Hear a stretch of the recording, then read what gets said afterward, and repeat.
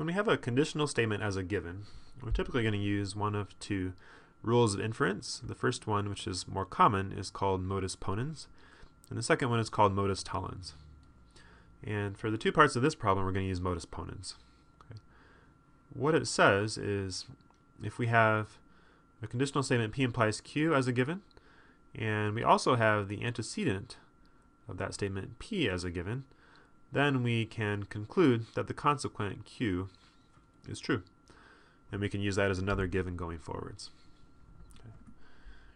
So our problem in part A is suppose P implies Q and Q implies R are both true. Prove that P implies R is true. So we have a couple givens and one goal. And when we have a conditional statement as a goal, we typically want to immediately do either direct proof or proving the contrapositive. In this case, I'm going to do direct proof, so I'll move the antecedent P over as a given and let R be my new goal. And bring down my other givens.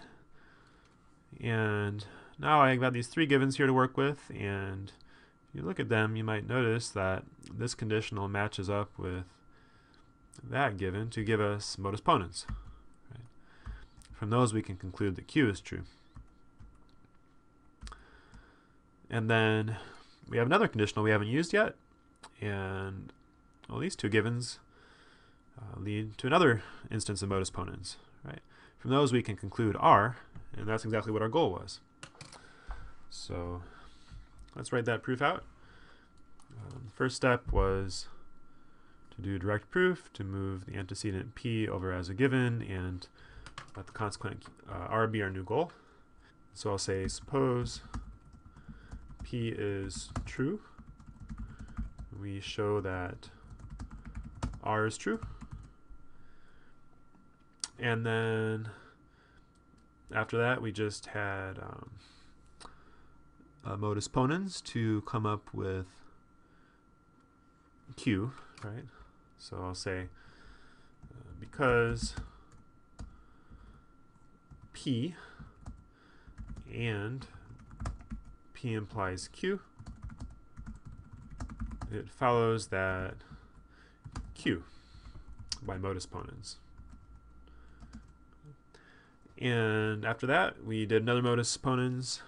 These two givens gave us our R, which was the goal, right?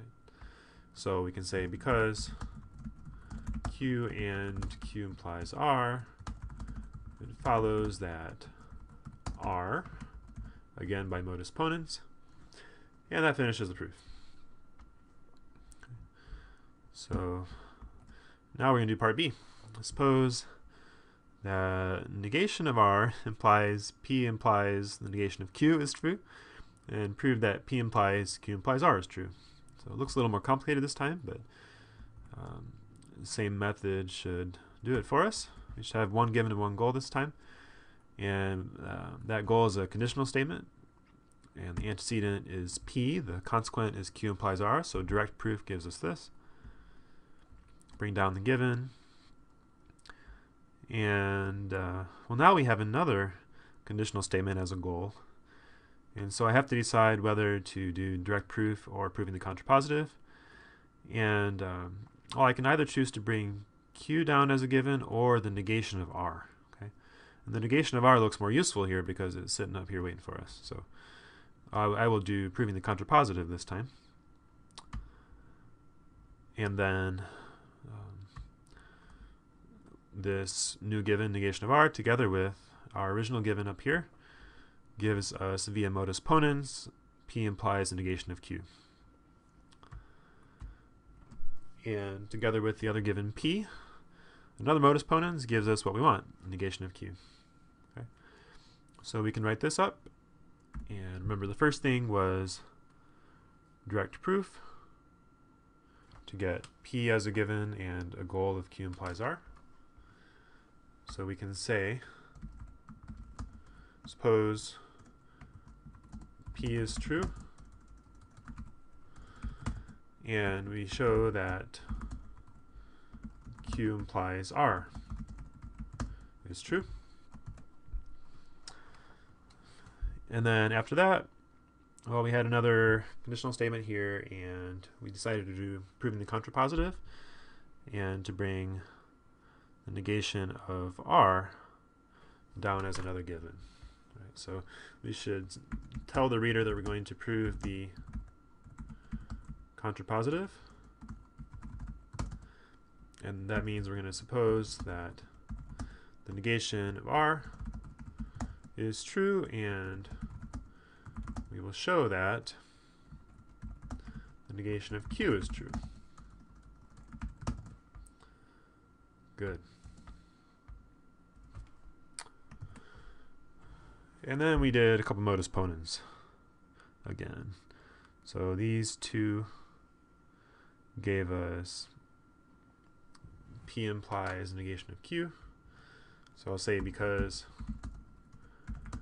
negation of R and negation of R implies P implies negation of Q, it follows that P implies negation of Q by modus ponens. And finally, these two givens gave us negation of Q, which was our goal. Right? So we can say because P and P implies not Q, follows that not Q. Once again by modus ponens. And that finishes the proof.